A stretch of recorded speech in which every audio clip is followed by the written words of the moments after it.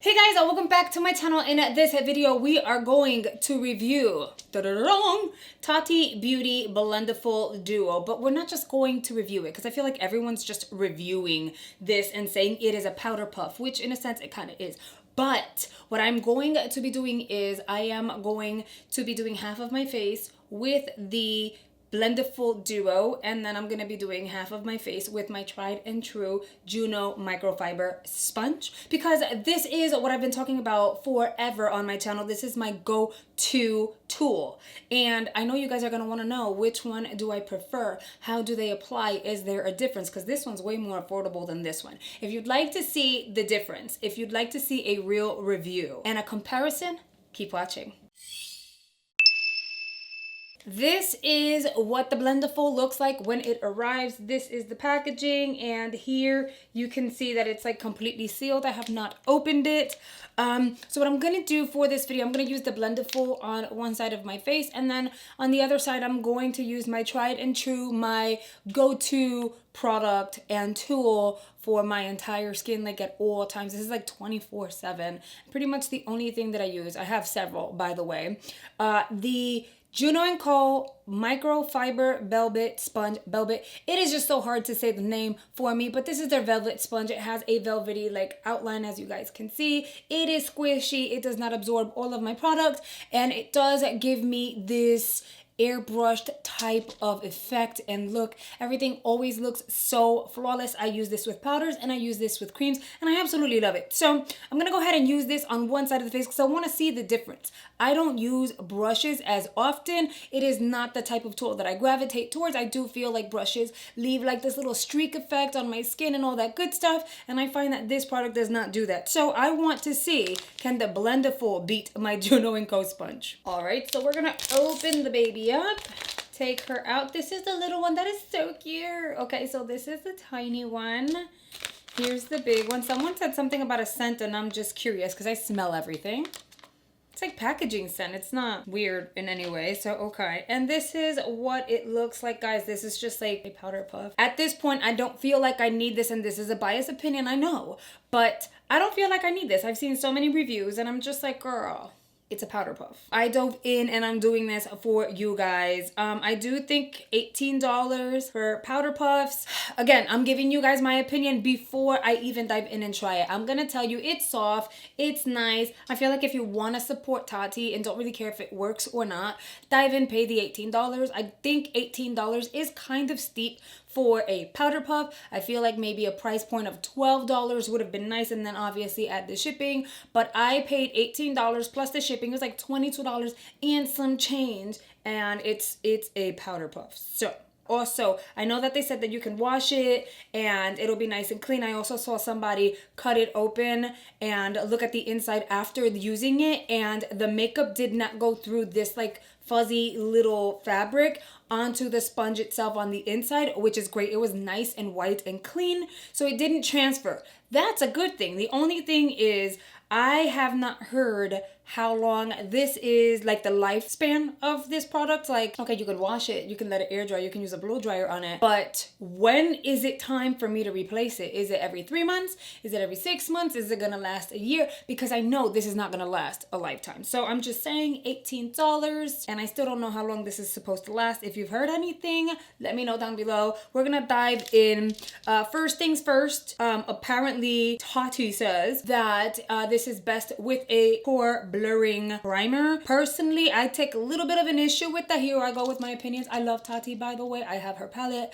I love her, okay? And I do take a lot of her suggestions, but I just feel like not everyone has a pore blurring primer. Or what if I want a moisturizing primer? And she says, don't waste your product. You're better off using I'm paraphrasing here, by the way, a pore blurring primer. So I'm just like, okay, so if I don't have a pore blurring primer, then I might as well use my fingers for moisturizer, but this is supposed to help me do a full face. I don't know. Okay, so I have the No Pore Blend Primer by Touch and Soul.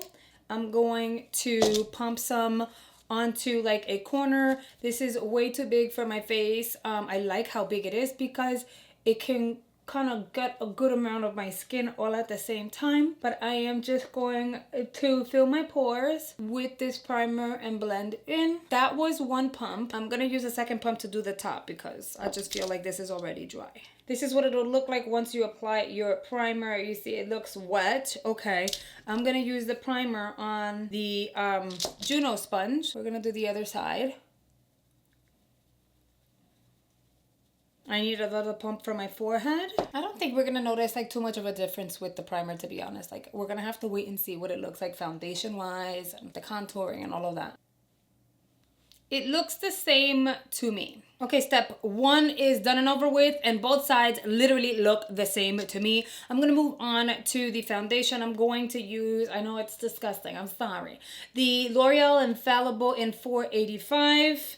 This is their fresh wear. You know what? I'm gonna apply this on the back of my hand because that's how I normally would do it.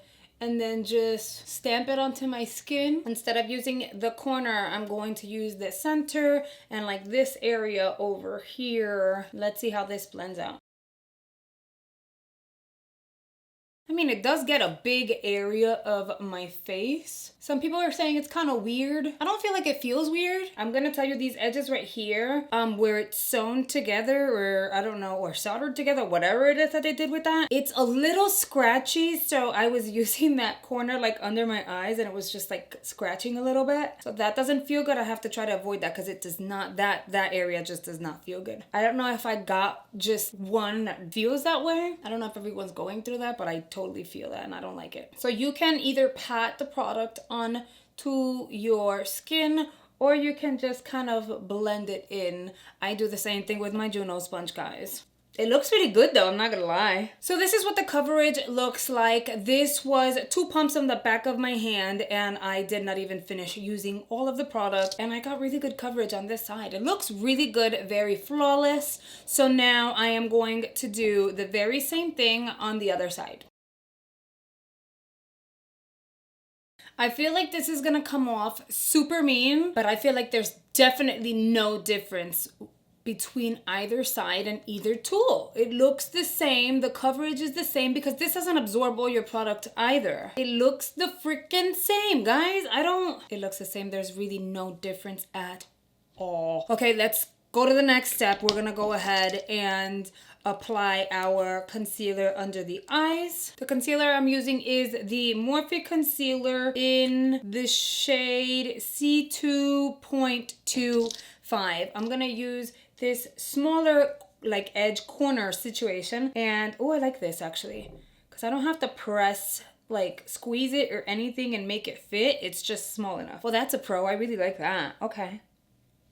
Okay, it blended really quickly and I have a really nice coverage. I'm not complaining, and this does fit as long as I avoid that like edge where it's like connected. I really like how soft and like fluffy it feels under the eyes.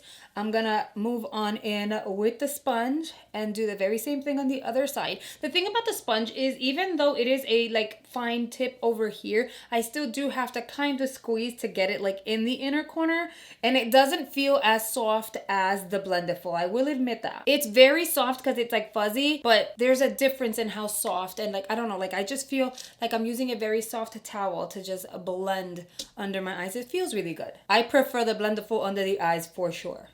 That was easy, like easy peasy. Now I'm gonna use another Morphe concealer, but I'm gonna use this to just kind of like contour a little bit, not even contour. I'm just gonna like bronze my skin a little bit. This one here is in the shade C4.35, and I am only going to kind of do a few little lines here. One line here, one line here, and then here. I want to see what that looks like with the Blendiful. I'm a little afraid, but we're gonna make it work. I'm still gonna use it just like this, and I'm gonna start off by blending here.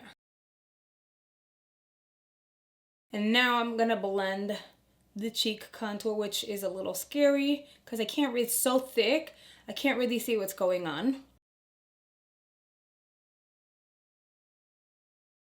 I mean, technically you can just blend it this way and it'll work, because that's kind of like what I'm doing. It looks good though. And it does make it easier to really blend into like your hairline, so it looks more natural. Okay, so this is what my bronzing looks like with the Blendiful. It's really blended out. It does look like it was like airbrushed, so that looks really good. Now I'm gonna use my trusty sponge to do the very same thing. And with the sponge, you can totally like pat, just like with the Blendiful, or just blend in, which is why I freaking love this tool. So same concept. And then what I like about this sponge is that you can turn it on its side or even this way at an angle. You can actually see what's going on because it's not super big. So you can see where you need to blend, where you need to like stop. Yeah, that way you don't overly blend, but at the same time you don't blend it to an area where you don't want it to go, which is why I freaking love this product. But the Blendiful has its pros, man. It has its pros for sure. When it comes to concealing and the bronzing piece, contouring, whatever you want to call it, this is for me bronzing. I'm going to give it to the Blendiful because even though it was a little more complicated, it just looks really flawless in that sense. With a little more blending, I could definitely get my Juno Co side to basically look the same. But yeah, okay. So let's add a powder. So I'm gonna use the Laura Mercier powder. This one is in translucent, and I've been gravitating towards this one a lot because it's pretty much almost over. So I am going to use the tip of the Blendiful. I'm gonna dip it in there, and then I am going to pat that under the eyes because I want to set that concealer. And then I'm going to use my sponge and do the same thing on the other side. To see how the Blendiful stayed in its lane and it knew its place, and then my sponge kind of gets in there. That always happens. It's not the end of the world, okay? But you know, I'm trying to give you like the pros and the cons and what differences I'm noticing between the two tools. Now with the Blendiful, apparently if you like tap out excess powder, which is what I'm gonna try to do. I saw somebody do it, not Tati, but you know, you can blend this even more, so you don't need a brush to dust away like excess powder. You can just do one of these. See this little edge here? It's scratchy under the eyes. Okay, that did the trick, and it looks really nice and bright and pretty and clean. And then with my Juno sponge, I generally just flip it over to the opposite side and blend as well. They both pretty much are doing the same thing, to be honest. And I like that neither of them are absorbing all my product. So it's not like I need an extra pump of something for here or an extra pump on the other side. I'm using the same amount on either side for both tools. I don't really own like cream blushes that way, but I do have this that I got in a Korean beauty box, and the brand is in Korean, so I wouldn't be able to tell you, but it's Millimage, but I don't know like the name of it per se. I am gonna dive on in with this product. I'm gonna flip it over to like the other side. By the way, I did see people say that you can take this, flip this the other way and have, you know what, that's exactly what I'm gonna do. I flipped it over, as you guys can see. I'm gonna do it again. So you take this little like belt thing, you can flip it over to the other side, and now you have the other side that you can use, and it's not brand new, but it's clean, okay? So I am going to tap into this cream product. She's gonna look like that. I hope this doesn't stain it. And I'm just gonna pat the blush into place. It blends really, I like this better than a brush actually, because it blends nicely, like, and it's not too much, so you can totally build it and it doesn't look crazy. I already kind of ran out of space, so now I'm gonna use like this little, the only side that kind of looks clean. Let's see how that works. Just the same. I'm not even kidding. It looks the same. Okay, I'm gonna grab another corner of the opposite side. I'm gonna dive on into this Girl Lactic Cream Bronzer Duo Pan thing. And I'm gonna use, this is actually one of my favorites. I can't believe I didn't talk about this recently, but I'm going to just like rub the Blendiful into it and do one of these. This product I like to apply with my finger or a sponge because a brush doesn't apply and blend it as well as like it should, or like, I don't know. It doesn't give it justice. So this is kind of like applying it with a finger because it just warms it up a little bit as you're kind of blending this way, and the sponge does the very same thing. So we are just going to apply our highlighter, blend that into like the hairline a little bit over here on the tip of my nose. If you want to build it, I noticed you can just stamp instead of blending, just stamp it in place, and look at that. Looks really good. Let's do the same with my Juno sponge. Girl, don't make me look bad. Let's get this done. Okay, so I worked really hard to blend and build this side over here. And just by looking at it like in person, I don't know if it's like coming off and like you're receiving it on camera the same. But the Blendiful wins this round for sure because I keep going and I can't get this intensity with this here. Like it's just blending it a little too much for me. So I'm going to use the Blendiful just to kind of like even it out because I don't want to look too crazy. I'm going to build it, intensify, and then we'll move on. Okay, we're getting somewhere. Now I do feel like my under eyes look really natural and I totally want to try to bake under the eyes a little bit. So I'm going to use the Baby Blendiful. Is that what it's called? The Baby Blendiful. And I am going to use her upside down and I'm going to just kind of try to, not necessarily bake, but just to apply more powder underneath and then blend that out. I just want to like build up some intensity, and then I don't have a baby. Actually, I'm lying. I do. Hold on. I went and I made sure that I wet my little blender. This is really funny because I was just like, I don't have like a smaller version like this one has of my sponge, but I lied. I forgot I did have this. So I'm going to kind of dip her into my powder. This is a little hard to maneuver because it is so small, but it applies the same. Look at that. And I'm gonna flip her over like to the cleaner side, and I am going to pick up whatever leftover powder there is. Flawless. It looks great. Okay, so I'm gonna use the Blendiful, but this does pick up a lot of powder. You gotta be careful. And I am just going to blend. I really wanted my under eyes to pop a little more than, you know, what they were, and they looked really natural. I'm gonna go finish off the rest of my face and I'll be right back. We have washed our Blendiful, and this is what it looks like. I'm gonna keep it 100% real with you guys. I had a little bit of an issue. It was a little bit of a struggle to remove whatever makeup was on here. This is evidently still wet, and still it didn't all come out. And I'm gonna tell you 3 products that I used. One is the Clean Skin Club Acai Cucumber Facial Cleanser. This is really soft, and just, so I figured this is soft too, hairy and all that good stuff. And then this did not work at all. Like, and it suds up and everything.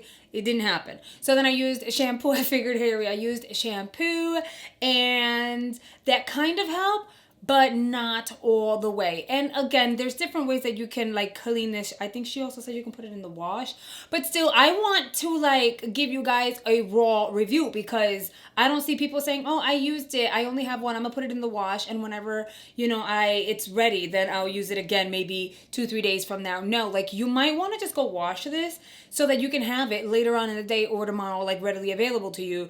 And you also have to pretty much try to use whatever you have at home to wash this baby, okay? So this really didn't do anything. Then the shampoo kind of helped, but not really.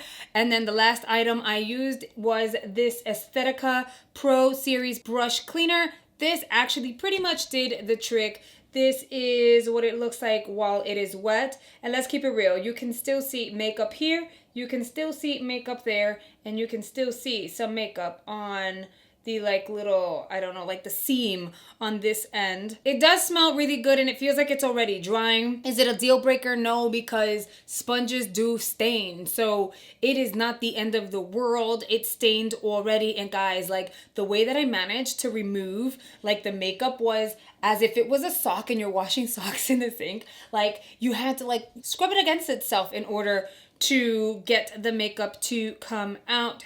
I'm gonna look into it and see whether or not there's like specific solutions that will actually help this clean up all the way. So here are my final thoughts. Do you need to run out and buy this before they sell out? I mean, they are a permanent product, but still, do you need this tool? Are you gonna like be able to live without it? Guys, you don't need the tool. You can live without it. It is $18, so if you wanted 3 or 4 of these just so that you can have enough as backups and just rotate them, it is going to be kind of pricey, whereas they pretty much do the very same thing. I got the same outcome. My makeup is looking flawless right now. And these are like $6 or $7. And whenever Juno has their deal, you can get 4 and 5 for a $20 deal with like extras and their little like cleansing bar and all that stuff. So, I mean, do I regret getting it? No, because I actually did like it. I do like it. I think it has a lot of pros. There may be 2 or 3 cons in the sense of like it stained. It was hard to really clean, and like the seams over here just being like scratchy under the eyes. Those are the cons, but other than that, there's pros to it, but it's not enough for it to be $18. If you want to support Tati, then definitely snag this set. If you feel like, no, I already have sponges that work for me, I already have the Juno sponges, and I absolutely love the finish, then you really don't need to dive in and get these, because at the end of the day, it is a powder puff. That is all for today's video. Let me know down below what you guys think. Did you guys get the Tati Beauty Blendiful Duo? Do you love it? Were you thinking of getting it? How do you feel about my opinion on it? Are you a sponge girl? Are you not? Chime in down below. I'd love to hear you guys' thoughts. With that, I hope you guys have enjoyed this video. If you have, make sure you leave me a like and you subscribe to my channel. If you did enjoy this video, make sure you stay till the end screens. I am suggesting other videos I think you would also enjoy. Till then, I'll see you guys in those videos. Bye, guys.